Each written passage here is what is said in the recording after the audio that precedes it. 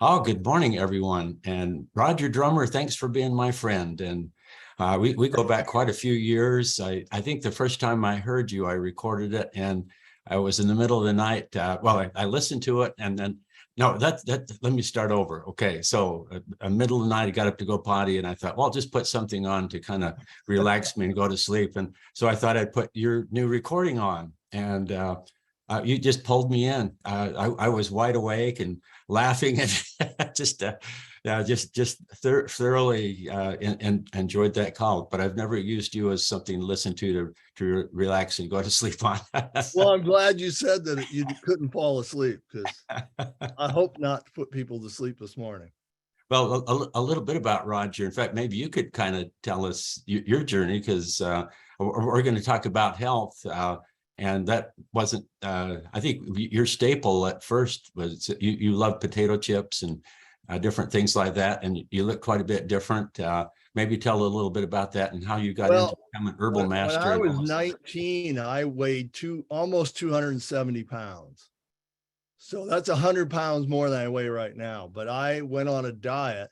The reason I weighed that much is because I ate a standard American diet, and I had probably 6 soda pops a day and was eating double cheeseburgers and Big Macs. In fact, you'll love this. I ate 6 Big Macs at one time once.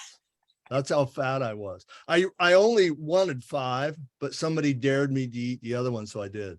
And so, so I was just obese and out of everything. And then I lost 125 pounds in 5 months. And a few years later, I got on, and I didn't even get into a health kick. I just quit eating junk food and quit eating after 7 o'clock. And so it just fell off of me, right? And so then I got into health about 5 years later, just by mistake. I answered an ad I was looking for a job in Phoenix, Arizona, and I couldn't find one. And so I was going to take anything to wait to get a real job. And so I answered an ad in a health food store to make sandwiches in a deli. And it turned out to be a 15,000-foot health food store. And they hired a really good looking girl, which was smart, to make sandwiches. But then they made me the assistant manager. So I had to learn about health. I had to learn about health food items, health foods, vitamins, all this stuff. And that's how I got into it, all by mistake. That's amazing. And then how did you get into becoming an herbal master? Well, I ended up with chronic fatigue, and nothing was working for me. And I was in LA studying Shiatsu, which was my first introduction into Chinese medicine. Shiatsu is Japanese acupressure, but it's done according to the meridian therapy and everything of Chinese medicine. It's all based on that. So I went down to a local herb shop because I had chronic fatigue to get some herbs, and I fell in love with it, and they took me on as an apprentice. So I started working there for free, and had all these amazing experiences taking herbs. And so I just stayed there, and I ended up being there for 14 years and being the main herbalist at the store and running the stores. And it was like a store clinic type of thing. And so I was putting 50, 60 people a week on Chinese herb programs. And that's how I learned it all firsthand stuff. You want to drop some names as far as your clients? And oh, sure. I'll just name you probably Susan Sarandon, Danny Glover, Tom Selleck, Mel Gibson. I did programs for the Rolling Stones for a year. The guitarist for the Rolling Stones and his wife, when they're on tour, I did them all the time. And it was kind of funny. I had the home phone number of one of the Rolling Stones. So I thought that was quite funny. But I just did probably 40 different celebrities that I was putting on herb programs at some time or another. And so it was fun. You got to find out that a lot of them are just real people that happen to be in the position to have an amazing thing happen, and they had a career. Some of them were the nicest people you'd ever want to meet in your life, and some of them you were really happy when they left. Just like normal people, right? But a lot of things, I see a lot of negative things in the press these days about a couple of them, but when I was with them, they were just pure pure pleasure to be with, so you never know how things are written up in the press and how they are in reality. You just don't know, so. Well, you've had a lot of long years of experience and some particular health journeys yourself. I think one of the big things when you just see the magic of what a supplement or an herb or mushroom or something can do, you're profoundly affected. You think, wow, this is the key. But I'd like to just talk about that. I think to just really be optimally healthy, you want to take supplements because so much of the food is fake and it's hard to get everything. But you can't out supplement a poor diet. And no, you can't. You have to eat well, and by eating well, what I've learned literally in the last 25 years of looking at diets and trying diets and seeing how everything matches up, the best thing you can do is eat a diet that regulates your blood sugar. Everybody in the world now should get out and get a simple meter to measure their glucose. And it's really simple. You just poke your finger, put it in a machine, and you want your glucose to be 90 or below, somewhere in that general area when you wake up. And when you eat a meal, you want to make sure it doesn't go up more than 40 or 50 points. And that 2 hours later, it drops back down to normal. And if you're not doing that, you have to look at the food you're eating and eliminate it and eat something else.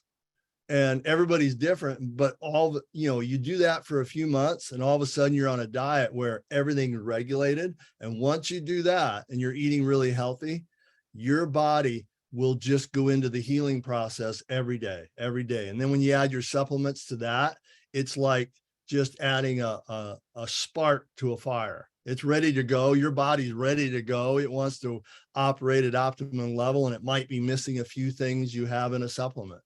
And then you're just peaked, But if it's fighting your diet every day, all that energy you're going to get out of your supplements is going to just fighting the irregularities that you're causing 3 times a day from your diet. Wow. So some words are kind of floating through my brain, like fat, sick, and nearly dead, or skinny fat. A lot of us are, we might look thin, but we're fat metabolically. Or yes, one person, an article talked about type 3 diabetes, which is a scary thought, where your brain becomes insulin resistant, and yes, that can mess things up. Or non-alcohol fatty liver disease, and everybody's getting that. And then one of the things that just really probably has made all of us think is, as you look at modern people and compared to maybe movies of people on the beach, or especially a fascinating one is as a movie you can look up on YouTube, and it's all these people in downtown New York in the early 1900s. All of them are just thin.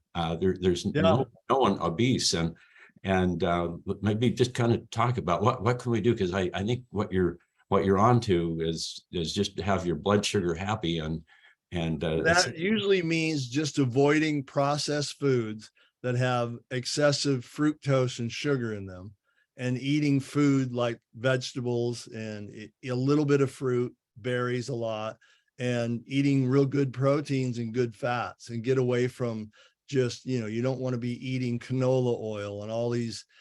They pushed polyunsaturated oils on us for decades, and it actually just causes inflammation, lowers your cholesterol and kills you at the same time.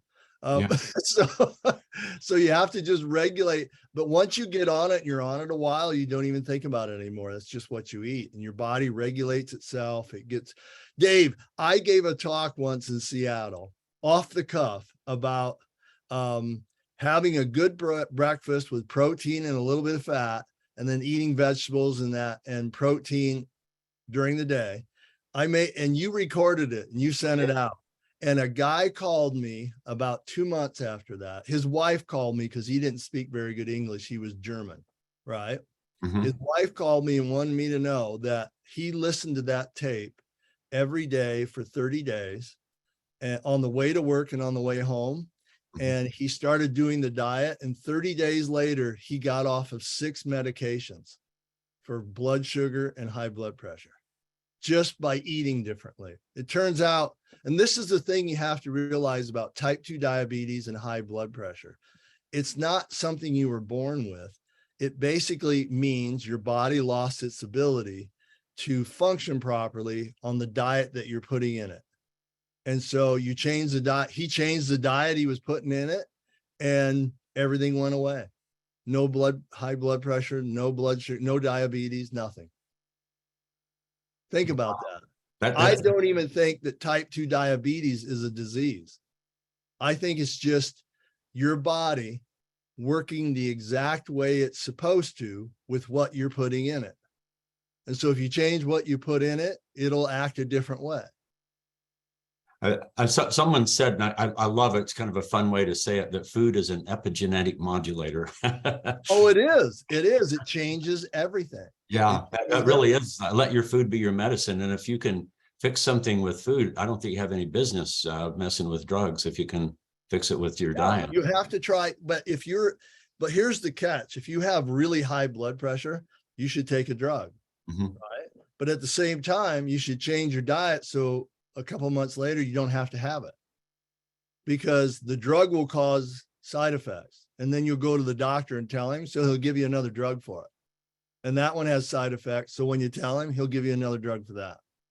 And usually if you listen to someone who's a doctor who's really deep in Western medicine, he'll say most people with bad blood pressure need at least 4 drugs, because they're all taking care of different side effects. My mom was like that.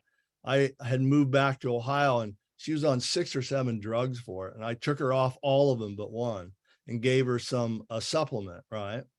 And when we went to the doctor, I went with her, and she goes, well, I noticed you got off all these drugs. Why'd you do that? And she goes, well, because Roger told me. I thought, oh God, right? I'm sitting here with the doctor. And so she looks at it and she goes, well, you didn't need them anyway. I said, that's kind of funny, because she was on them for 12 years and she didn't need them anyway. Right? They just don't ever take you off anything. Oh, that's the bread and butter. That's the bread and butter. Stay on it for the rest of your life. That's why they love antidepressants, because you'll never get off of it unless you know how to actually regulate your brain without them. It's not that hard to get off of them, but they know now.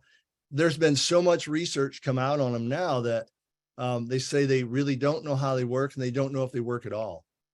So, but that doesn't mean that some people don't benefit. That's the funny thing. It could be psychological. So if you need that, there's nothing wrong with doing it, but you shouldn't decide that that's the end all of the whole story, because the story could be completely different.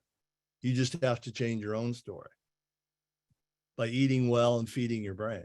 Yeah, try that first. Wow. Yeah. Feed your brain, feed your head well. Yeah. Feed your head, feed your heart with activities out in the world, and your whole system will change.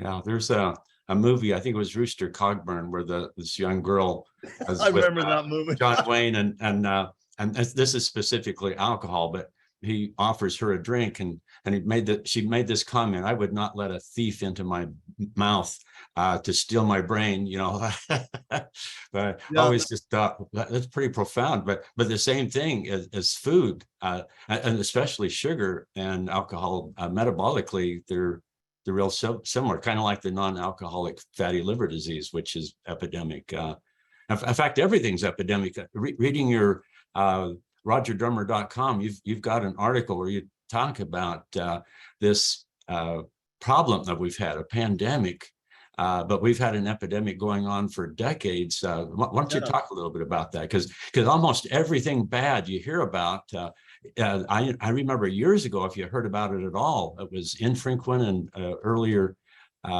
Well, everything's happening a lot earlier and more often, all the stuff that even if you knew about it before. Well, yeah, but it all comes back to how the diet has changed in the last 30 years. You mentioned how you look at old films or old movies and nobody's overweight. I remember being in Ohio, and on PBS, they were in local PBS, they were covering the Hamler Beer Festival, which was in our area, right?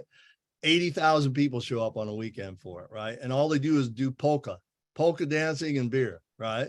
And so they showed one from the 1970s, right? Handler Beer Fest. And we were watching it. And my wife said, you notice anything?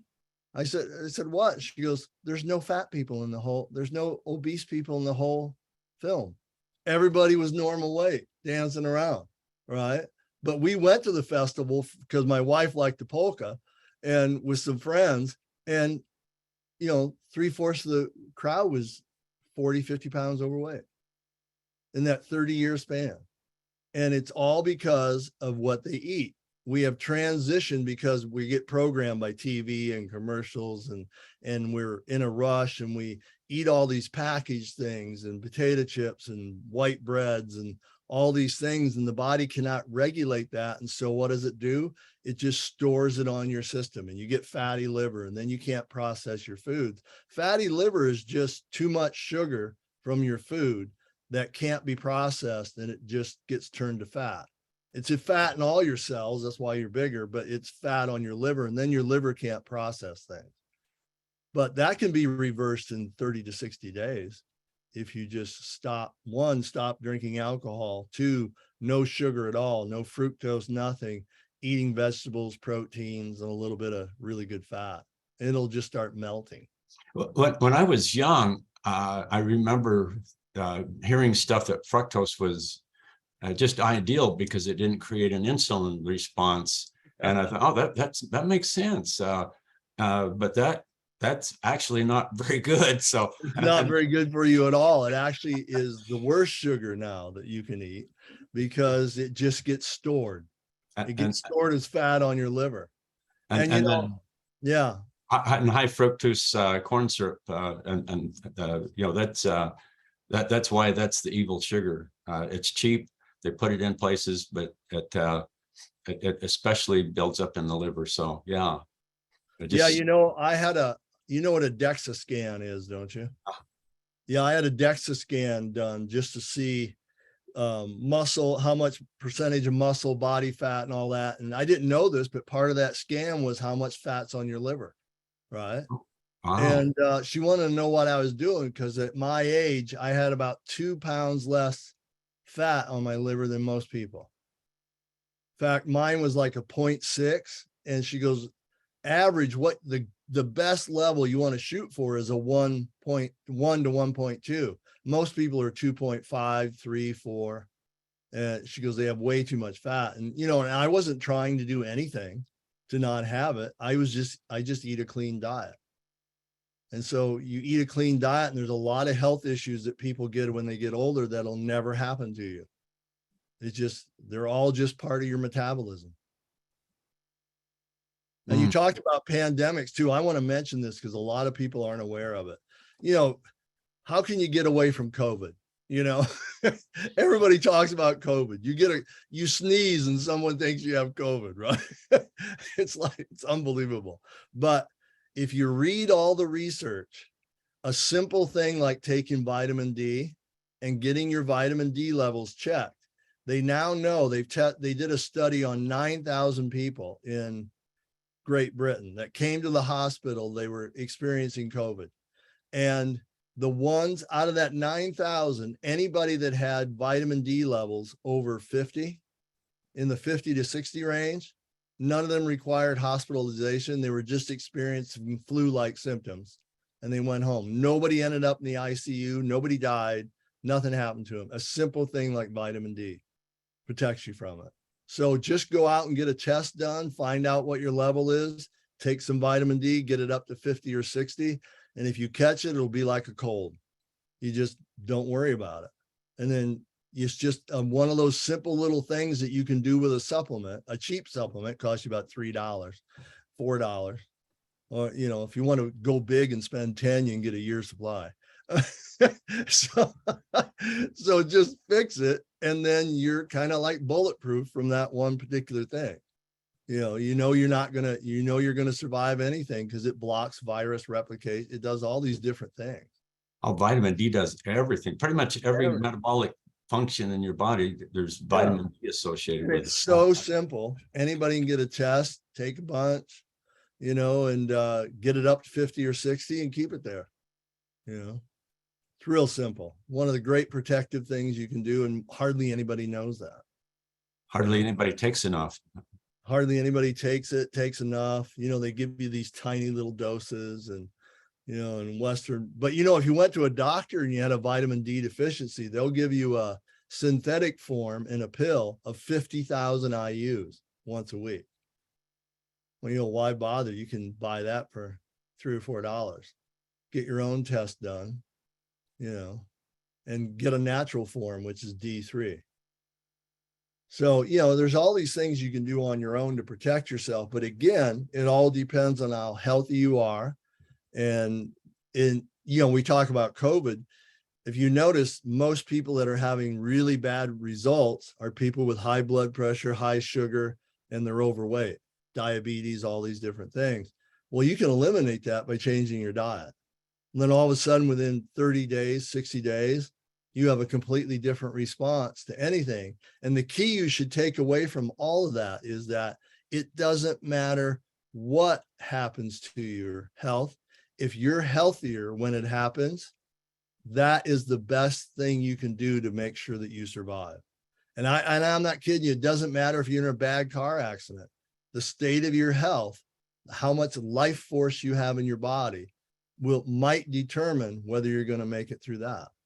So everything is about treating your body, as they say in the Bible, as a temple.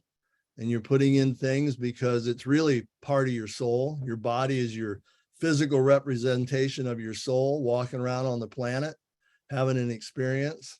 And so feed it that way. Feed it like you want to make it radiant, like you want to glow, and just putting great things into it. Well, so we should not eat processed food. Just stay away from that as much as you can. As much as you can. I think also you're just a thought. Fats and oils. If you talk to people that are advertising processed food, they say fat is unhealthy. Stay away from it, and you still see packages of crap, and it says fat free, or they say no cholesterol, and we need fat. A lot of our brain is fat. Hormones are fat. Just all kinds of things. But there's a difference in fats. Like olive oil versus canola oil. Maybe talk a little bit about that. Well, olive oil, there's tons of studies showing it's really good for your heart. It's good for your arteries. You should buy a quality olive oil. And, if you do a little research, I remember an article coming out not too long ago, and they said that extra virgin olive oil is something that everybody puts on their label and they don't actually make it, right? And the funniest thing about the article was that they tested 100 different olive oils in America on the markets, and a $6 one from Trader Joe was the highest quality olive oil on the market. It was funny as heck, so because it was made the right way, and they must buy it in such mass quantities, they have it so cheap. You get a 16-ounce bottle of that, and then that's an oil that you use, right? You don't have to. And then coconut oil is great for frying things and cooking things. It has great ingredients in it for your immune system. And just stick with those two things and just get rid of all your other oils. There's no sense having it. Mm-hmm. Once you do that, you develop a taste for it. It's great stuff, Maybe a little Kerrygold. Kerrygold butter. Yeah, I eat that every day in my coffee, So, but, those are, really good butter. Grass-fed butter creates a chemical that your body needs in your system called butyrate, and it feeds your good intestine, your good bacteria. All these things are healthy for you. Did you know that the US government took it off their website, the warning about eggs? They never told anybody, but there's no longer a warning on the website for the US government. I think the CDC or whatever it is, telling you not to eat eggs. They used to tell you 1 or 2 eggs a week. They completely removed it. They now say there's no evidence that eggs or saturated fat causes heart disease. Oh, I remember a picture. They took this bunch of baby rats, and from beginning to end, they had 3 groups. One was good laboratory chow, and then they had one that was fed only whole eggs, And then another group was fed egg beaters, the healthy alternative. Yeah. And oh my goodness, the lab rats with the laboratory chow and the ones with the whole egg, you couldn't tell the difference. But the poor egg beater rats, they were half the size, and just you could just see some really serious problems. That was Yeah, pretty interesting. the funny thing about eggs is that, and this is fascinating to me, because I started wondering about cholesterol in eggs clear back in the early 80s, when I read an article about a man in Africa that was so poor he had to walk 5 miles a day to work and back, right? And he raised chickens that he sold, but he didn't have the money to keep any of them. So all he did was eat 25 eggs a day, right? That's all he ate, right? They tested his blood and he had 150 was his cholesterol level, right? No heart problems, nothing in his arteries. I was thinking, let me think, 25 eggs a day, right? And so you've heard this story, but I did an experiment back then. I went and had my cholesterol checked and it was 100, which turns out I did research on that, and that's terrible for you. That's not good for your brain. It's not good for anything, right? So I thought, well, I'm going to do an experiment. I ate 8 dozen eggs in 1 week. I ate a dozen eggs a day. A dozen eggs a day. No, it was seven days in a row. I ate a dozen eggs, right? So that would come out to 84 eggs in 7 days. That's not really easy to do, especially after the 3rd or 4th day. So I ended up eating a small jar of mayonnaise with it, and a bunch of cheese, because I was making omelets, right? So think about that. It was just a fat bomb the whole week. The whole week was just a fat bomb, right? I went in and got my cholesterol checked again. It was 100. Never went up a point. And so I started to question the whole thing. And that's what came into my whole thing about questioning eggs and fat. It was clear back in the early 90s or the early 80s when I did that test. So, but I will say, if you're overweight and you have diabetes and a fatty liver, eggs maybe are not the best thing for you. You have to clean up your diet first. You can still eat them, but don't go dozen a day. don't go overboard on fat, because you want your body to start processing fat and clear it out. But when you become healthier, there's nothing wrong with eating them at all. In fact, the latest studies show that the main nutrient in eggs, which is choline, which is something your brain needs to function, they say that it could be possible that 100% of the people in this country are choline deficient. Wow. Think about that, 100%. What did they do back in the 70s? They told you not to eat eggs, right? They told you not to ever eat eggs because they're bad for you, right? So everybody quit eating them, and they didn't have a replacement for choline in their diet. It's the number one thing, right? And stay away from butter too. Eat this. Yeah, nice don't eat any of it. So now everybody's choline deficient, which means your brain doesn't have the number one nutrient it needs for working fast. That's what choline does. It makes acetylcholine. It gives you the ability to process information quickly and store information, and you don't have it. And also, it's the one nutrient that clears fat off your liver and fatty liver. Wow. Yeah. So, and nobody's getting it. So, this is why we supplement. This is why we do things. You have to get it somehow in your system. And the really good eggs, maybe buying them from a friend or somebody that's growing them, and they really are pasture instead of from prisoner chickens fed soy stuff, because you are what you eat, but you are what you eats. And so that's such a big thing. It's amazing. Eggs, when they came out with pasture raised eggs, I thought they're crazy charging this much for eggs, but then you eat them and you go, oh my gosh, that's what an egg tastes like. That's what an egg tastes like. So you never go back, right? You just want that really amazing yolk, and the less you cook the yolk, the more nutrients are in it, so, but yeah, it's an amazing food.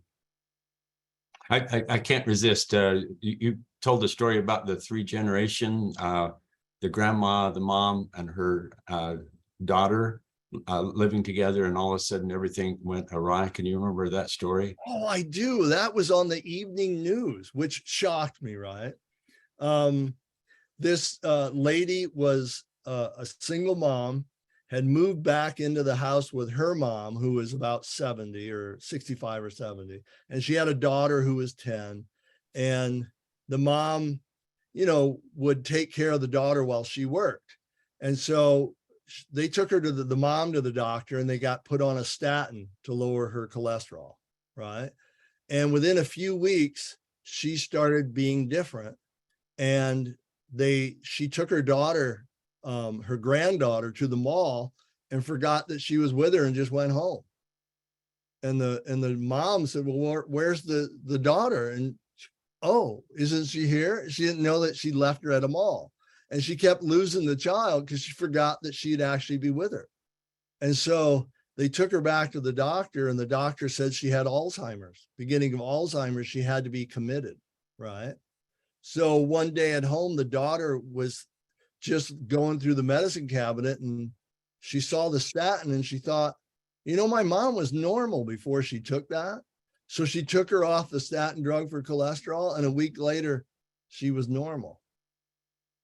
And so, the doctor said, well, I could have put her on another drug. And they said, no, we don't want to take the drugs, because now her brain was working. Because when you take a statin, although they know now that only 20% of the people on them actually need them, the rest just need to eat differently, right? But they just hand them out like candy. But it interferes with a chemical in your liver that allows you to make coenzyme Q10, which is a molecule your brain and heart needs to function. Every cell needs it to function, but it also lowers the cholesterol in your brain. And then cholesterol is used to create the medium in your brain by which signals go through, right? So in some people, it really interferes with it, and you have to be very careful with that. So they took her off of it. But the funniest thing about the story was the newscaster interviewed the grandma. And she said, I realized after I got off of it that I'd rather be at home with my brain than with low cholesterol. In an institution. I'd rather be at home with my brain working than have low cholesterol. It was so funny. And it was on the evening news, and you would think, wow, I couldn't believe they even carried it, So, but yeah, it's an example of how someone was put on a drug for something they could just do themselves. Now if you have it, again, just like high blood pressure, you have an emergency issue and you need to lower it, then okay. But then 30 days later, you should be off of it because you figured out on your own that it's just what you're putting in your mouth.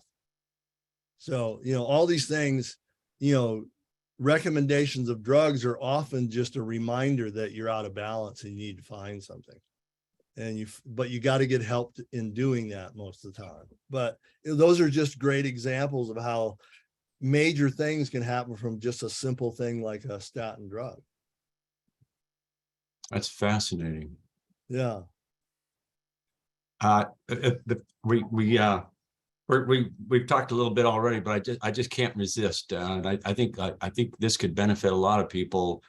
I would say pretty much every doctor, and we all kind of just understand that there's a lot to us. We're not just an engine where you put in the gas and the engine runs. There's just so much to do with us, and maybe just the emotion and spirit of things.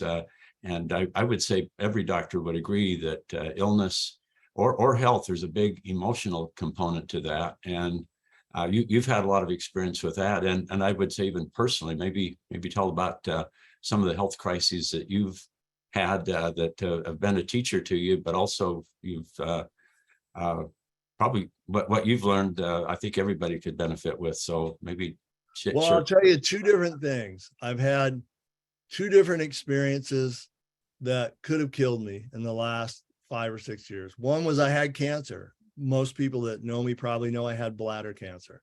And I had stage 3 bladder cancer, which is which means it's no longer in my bladder. It's in the fatty tissue around it, and it's growing to get out and go through my whole system.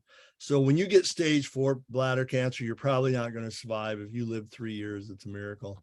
But for my particular illness, the only option is taking your bladder out and your prostate, and then making a new bladder out of your intestines. It's about a 14-hour surgery, right?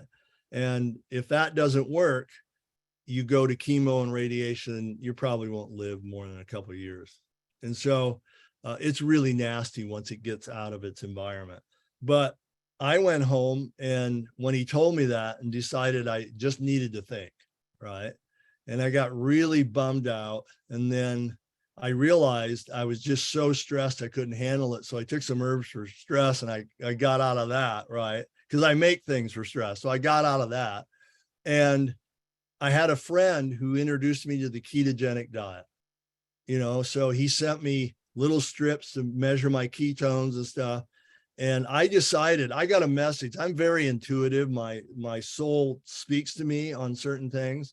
And it told me that my cancer was related to a hole in my energy field. I wasn't expressing myself. I wasn't putting myself out in the world like I'm supposed to, right? And I had to fix that. So I had just been to a seminar, and I read a lot of different spiritual books and different things. And according to this one quantum physicist, he said, he was interpreting a book that's 6,000 years old from India that says you have 5 layers to your soul. And if you can reach one of the outer layers, your body just changes your DNA and you're gone. So I decided I was going to get blissed out, because blissed out means that you're totally connected with God and you're having a God realized experience. And I had that happen to me 2 or 3 times already when I was living in LA. So I decided that was my cancer therapy. I was going to get blissed out, have oneness with God, and have my cancer go away. Of course, I didn't tell anybody, because everybody would have thought I was nuts, right?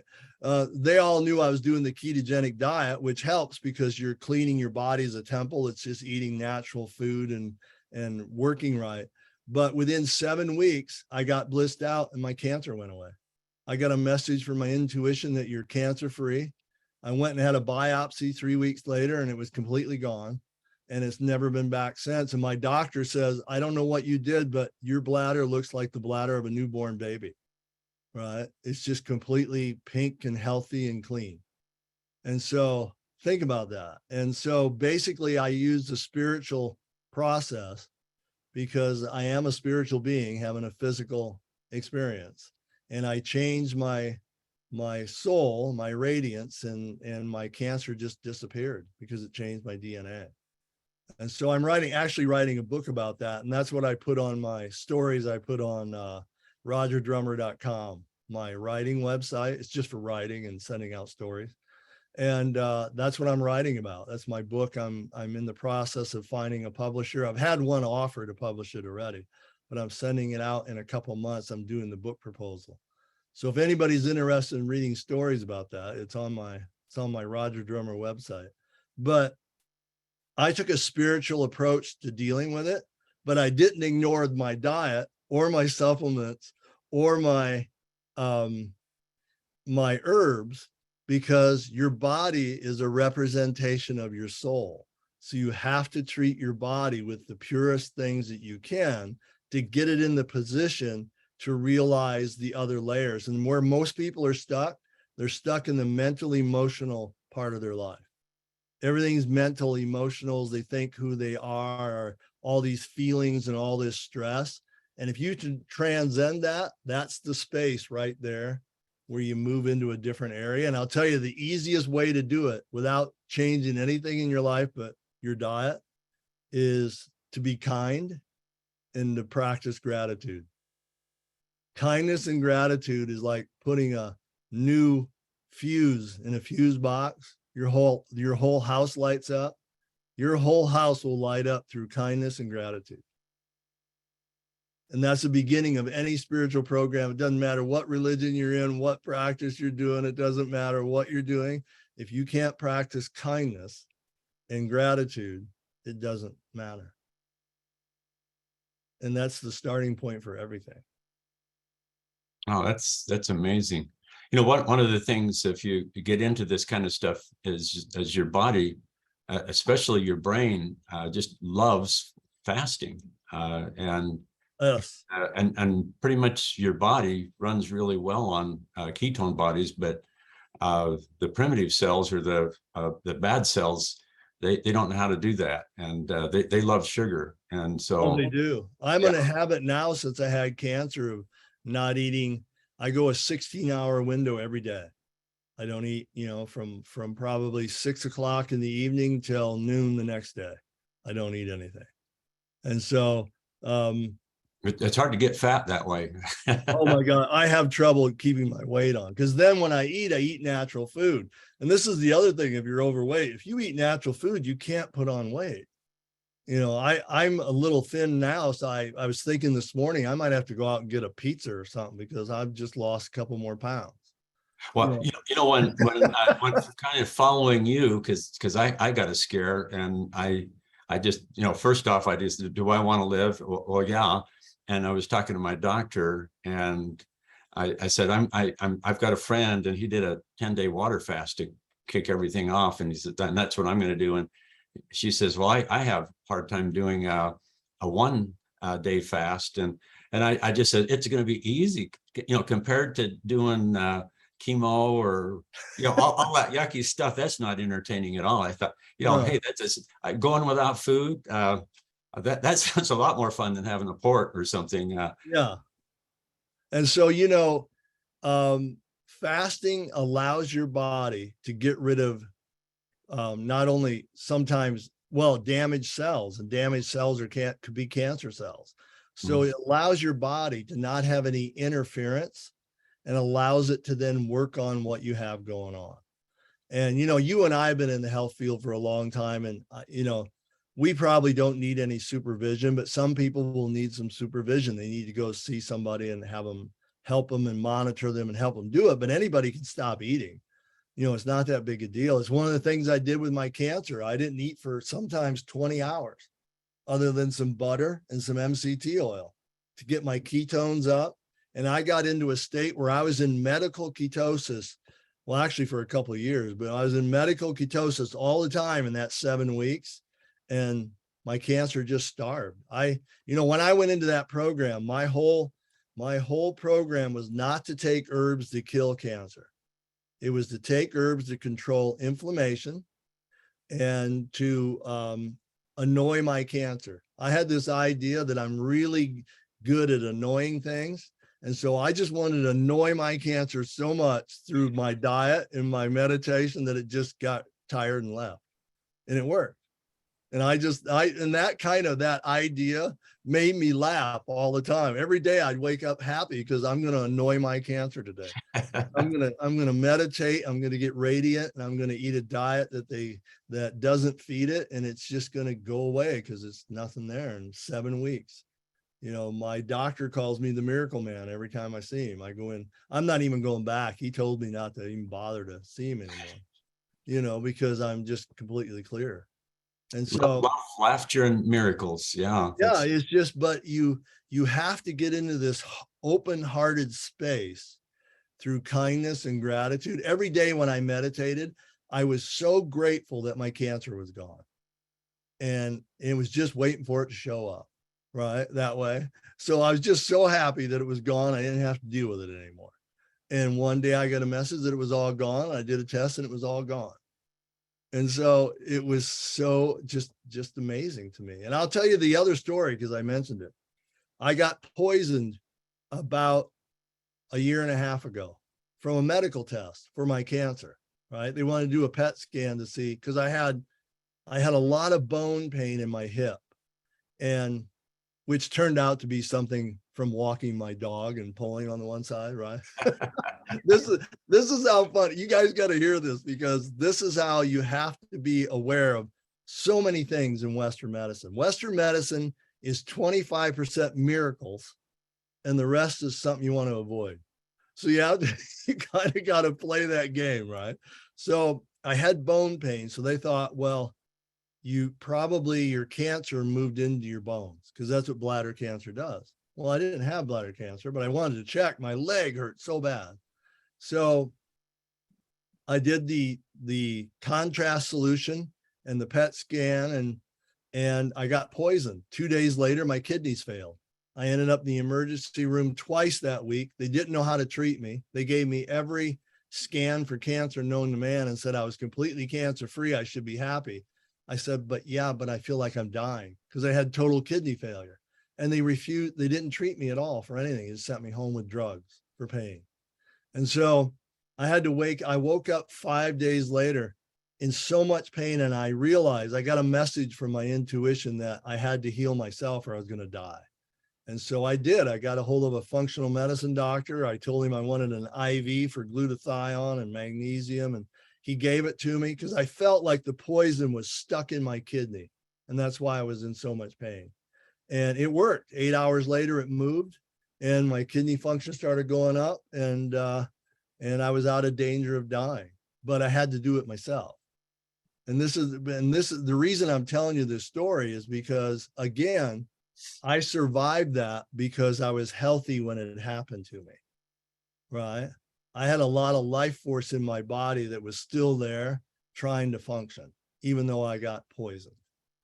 And so now that's a constant thing with me. I take something every day just for my kidneys, and my kidneys are almost back to where they were before I got poisoned. But it's all on my own. I go to my nephrologist just to get it tested every 4 months. They don't do anything for you. All they want to do is monitor you until they can put you on dialysis, because that's a big moneymaker. They don't care about anything else. I said, well, don't you want to know what happened to me? She goes, well, maybe one of your kidneys died, and that's why you had pain. I said, well, don't you want to find out? She goes, no, not really. Okay. Wow. Yeah. Nobody cares. So they just want to monitor you. So again, we're lucky because, and everybody on this call is lucky because they know enough people in the health field like you that they can call just to get general advice and ideas on how to think about things, and ideas on how they might want to do something for themselves outside of, but they should get it checked out. Like I get it checked out in Western medicine, but I still had to do things on my own. And that's the beauty of calls like this. You have a community to tap into to find out things. Well, I think we're connected. Intuitively, we put on the same shirt this morning. Yeah, it's something. That is so funny. But people have to realize that they treat their body like a temple. And then as you keep going along in life, everybody's going to have a crisis, but it won't be so bad because your body's in a position to handle that. And then you have friends that you can rely on and talk to, and that can help you navigate through things. Doesn't mean you don't go to Western medicine and get tests to find out how things are working, but the way you change that is through your diet and the things that you're doing yourself. Yeah, modern medicine is really good at diagnostics, other than the disclosing solution that they gave you. Yeah, they're really good at diagnostics, but they, oh boy, that was it's going to be an ongoing thing my whole life I pay attention to. But I'm excited about getting my next blood test because I want to see if I improve some more, because I've improved 25% in the last 5 months. Oh, that's wonderful. Just from taking herbs and eating a clean diet. Well, you were talking about some spiritual things, and that's certainly so much of it. We are spiritual beings having a physical experience. And you've I don't know, I think fundamentally we're all kind of thinking, why am I here? Where am I going? And a good, healthy worldview, I think inside, no matter who we are, we like to think that life continues. You've had some experiences with like your wife as an example. With anything you'd like to say on that? I know in some of the manuscripts that you've started and things, you've said some stuff. Yeah, maybe just Tell us what you think and what happened with your wife. Well, my wife has passed away from cancer. So, she had a very advanced cancer that was in her bones in 8 different places, and they gave her 3 months to live. But I ended up being her main caretaker, and she lived almost 2 years after that. But she still passed away. And there's some things it's just what it is. It's a long, long story, and I'd have to have hours to explain that. And that's kind of jumping on you on that, but I think but I have to tell you, she was in home hospice for 6 months, and as brutal as that was, at the same time, there was so much love I was exposed to, and between us, just unconditional love, and I had to literally do everything for her. And which was, it's dehumanizing to someone to not be able to even go to the bathroom by yourself. And so I was doing all that for her. And whenever I got tired of it, I would just remind myself that, it was a privilege. It was the love of my life. And I'd get back into that unconditional love space. And that's what we had going on for months and months before she passed away. And, so it was an amazing journey. And the thing that I get out of that is that we all are spiritual beings. She's gone to a better place. She's communicated with people that I know. She hasn't with me, mainly because I probably don't have that ability. But her message to me is always the same. Be happy. Get on with your life. Be happy. Don't think I'm having a great time. So I mean, and this, she just appeared to somebody I was doing healing work on, and told them this, and she's appeared to 2 or 3 people like that, all with can you tell Roger to stop being so sad and be happy? I'm happy, be happy. So the reason I bring this up is that we all have, our daily lives are just compounded with a lot of stress, a lot of things we have to do in physical thing, but we're spiritual beings, and you have to have some sort of path that you're on that recognizes that whether it's meditation or prayer, you go to church, whatever it is, you have to realize that you're just having a physical experience. And I love this idea in yoga. And I used to think it was crazy as heck that everything's an illusion. Everything's an illusion. The only thing that really exists is your soul and your spiritual life and your connection to God, right? And I used to think, well, that's crazy. But now you look at politics, and everybody in politics is lying about everything. You can tell when they're lying every time they talk, right? So everything's an illusion. They're trying to convince you that something's going on that isn't. And so when you start realizing, you realize it was true in yoga. Everything's an illusion. Everybody's pushing their own story. Everybody's pushing their things to get what they want, right? And you have to realize that you can rise above all that and not let it bother you, because you have a spiritual connection with something greater. And that when you pass away, that's going to be something you fully experience, because you don't really pass away. You move on to another level of existence. And so that's what keeps me going all the time, and why I meditate every day, and why I can easily look at things like politics and just not pay attention to it, because everybody's just doing their own illusion for getting what they want. Well, the media, it seems more like what you're supposed to be afraid of now, and who you should hate. And all they want to talk about is fear. Everything's driven by fear. You get people to be scared, and they'll believe anything. And so you just don't fall into that trap. If it makes you feel bad and gets you out of your radiant space of being kind and being grateful every day that you wake up and you have a chance to be kind and to affect other people's lives, then that's why you're here, basically. One of the things, just to try to be more healthy, my wife and I, we go to yoga class at the gym, and I I'm lousy, but I'm getting better, and that's a really cool thing. I can tell a difference. But right at the beginning, they say, think, what are you thankful for, and kind of mentally think about things. And I was impressed in your thing where it talks about that there's no more powerful phrase than just the Jesus, and then just the caution to be really careful that not to use that in a profane way. Imagine if that's one of the most powerful things that you could be thinking, and then somebody uses that as a swear word. Well, it's like throwing mud on your energy field. Yeah. And I mentioned that in the terms of Kundalini yoga, where they do a lot of breath work. So you imagine a word as it goes into your system, and imagine the second half of it as you breathe out. And they breathe really fast. And they have this thing called breath of fire, where you have your hands in a position like this, which is praying position. You put them over your head, and you breathe real rapidly through your nose. And as you inhale, they use the word Satnam, which is their word for God, right? And that you're radiant. I recognize the God in you. But if you're Christian and you want to change it, Jesus is a perfect word for chanting and breathing, because it's 2 syllables.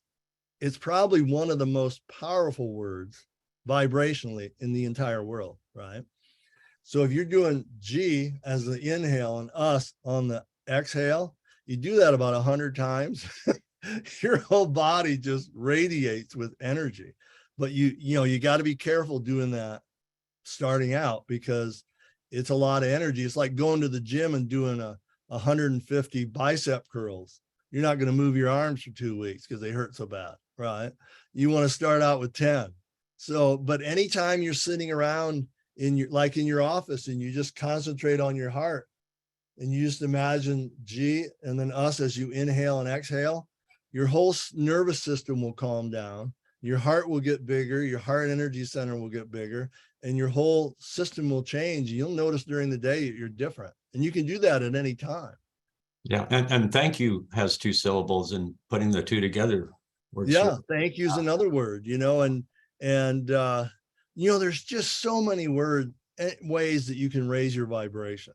You remember all those books on water where the guy froze water after he said bad words to it, or wrote words on the thing and said bad word, and the water would either look like a mud puddle or look like a perfect snow crystal, right?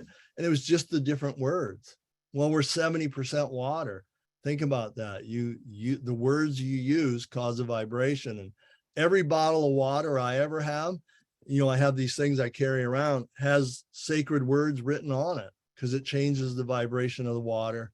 I have my old water purifier, and I have Jesus, his real name, which is Rabbi Yehoshua Bar Miriam, written on it. I have Jesus written on it. I have all these things written on the thing. So the water sitting there has all this vibration in it. And so these are just little things anybody can do, and you think it's corny, but I had a healer I used to go to, and I read that book on water, and I thought, I'm going to see if this is real. So I wrote Jesus's name on the bottom of the bottle. I left it sit overnight.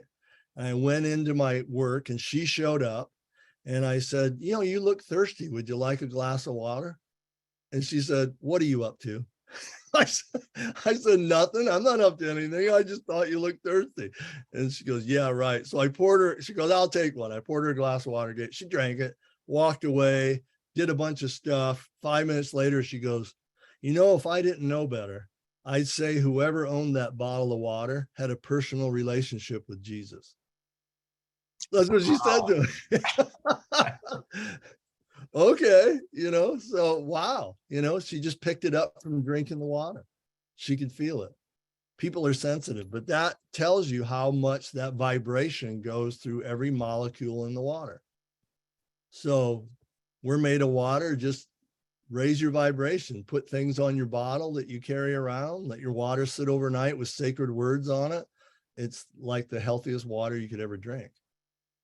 Yeah, I can't remember exactly. Let me see if I can do it, because you're a poet.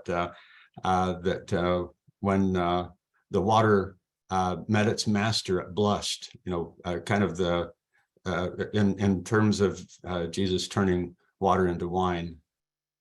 Yeah, I don't remember that one, but I just was listening to something the other day, and it was so profound, because it related to the people that he healed.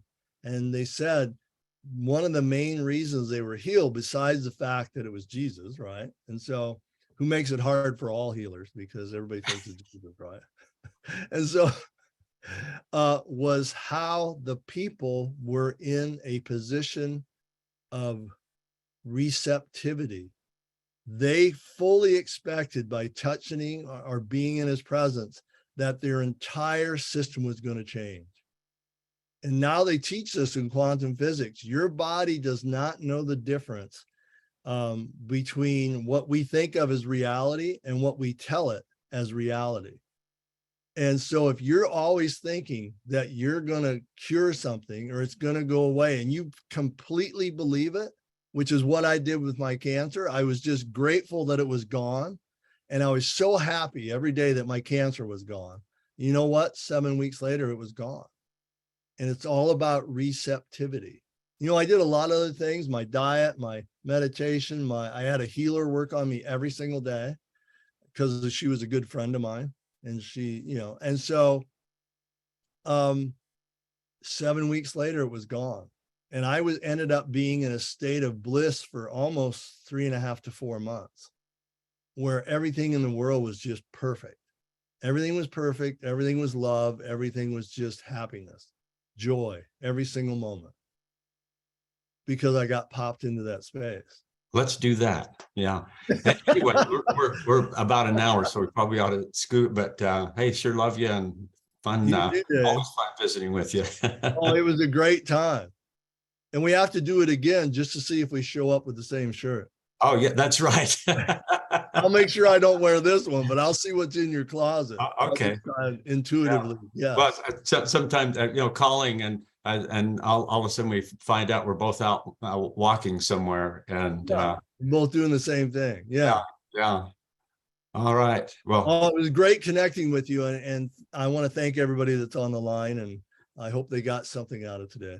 All right. RogerDrummer.com. There's probably a DaveJohnson.com, but don't even try. There's too many of us. No, it's just RogerDrummer.com, and all I post on there is my stories that I write. Yeah, so, you're a good writer, a poet even.